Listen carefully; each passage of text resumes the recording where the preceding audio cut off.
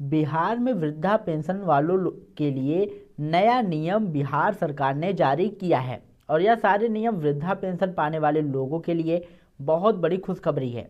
यह इसलिए बड़ी खुशखबरी है क्योंकि बिहार सरकार के द्वारा बिहार में जितने भी लोग वृद्धा पेंशन प्राप्त करते हैं उनके लिए 31 जनवरी 2026 तक का एक नया अपडेट पहले जारी किया गया था। अब बिहार सरकार ने सभी वृद्धजन यानी कि सीनियर सिटीजन, चाहे महिला हो या पुरुष, जो बुजुर्ग हैं और जिन्हें बिहार सरकार के द्वारा 1100 की पेंशन सहायता राशि दी जाती है, उन सभी लोगों के लिए नया नियम और बड़ा आदेश जारी किया गया है। इस वीडियो में हम आपको पूरी जानकारी देंगे जिसमें 4 सबसे महत्वपूर्ण नए नियम हैं और आदेश शामिल हैं। अभी दोस्तों आप देख रहे हैं विद्याधाम चैनल, जहां आपको सबसे पहले हर एक अपडेट मिलती है।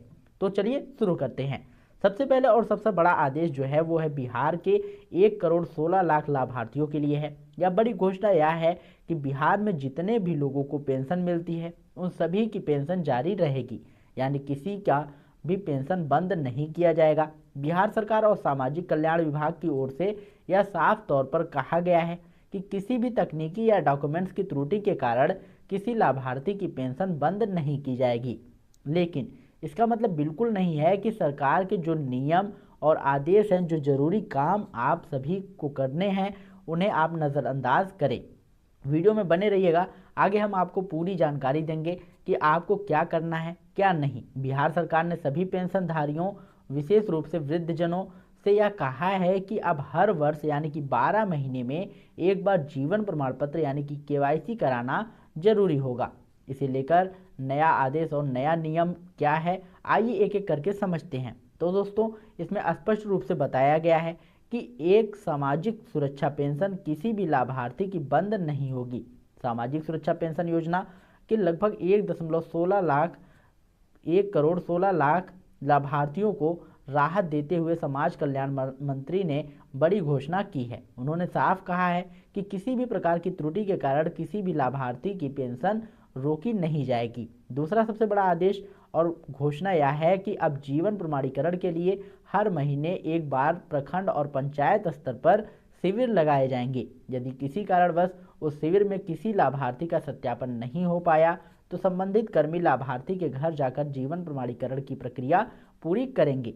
तीसरी सबसे बड़ी घोषणा क्या है, तो दोस्तों यदि कोई वृद्धजन, चाहे महिला हो, पुरुष हो, पंचायत या प्रखंड स्तर पर लगे शिविर में अपना जीवन प्रमाणीकरण नहीं करवाना पाते हैं तो अब उनके घर घर जाकर भी जीवन प्रमाण पत्र की प्रक्रिया पूरी की जाएगी। लेकिन यह एक महत्वपूर्ण बात यह है कि लाभार्थी को यह सुनिश्चित करना होगा कि वह सरकार द्वारा बताए गए जरूरी कार्यों को समय पर पूरा कर रहा है।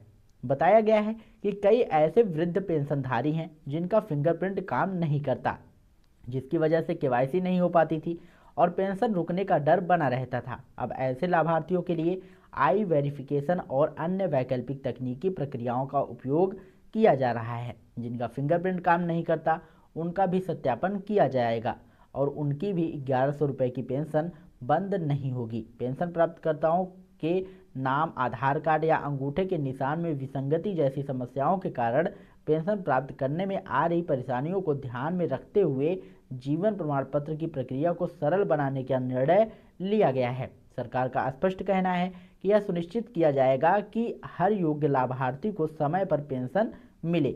इसके साथ साथ यह भी बताया गया है कि आंगनबाड़ी केंद्रों में अब सप्ताह में 2 दिन अंडा और दूध दिया जाता था, जिससे राज्य में कुपोषण में कमी आई है।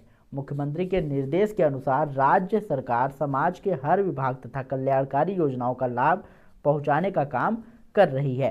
समाज कल्याण विभाग के सचिव ने बताया कि पेंशन धारकों के जीवन प्रमाणीकरण बेहद जरूरी है, क्योंकि आखिरी बार यह प्रक्रिया 2021 में हुई थी। अब तक लगभग 70 लाख लाभार्थियों का सत्यापन पूरा हो चुका है। लगभग विभिन्न कल्याणकारी योजनाओं से लगभग 3.5 करोड़ लोग लाभान्वित हो रहे हैं। सामाजिक सुरक्षा पेंशन योजना के लाभार्थियों की संख्या 2005 में जहां 12 लाख थी वहां अब बढ़कर 1.16 करोड़ हो गई है। इसके अलावा राज्य भर में 27,000 दिव्यांगजनों की बैटरी चलित ट्राईसाइकिल दी गई है।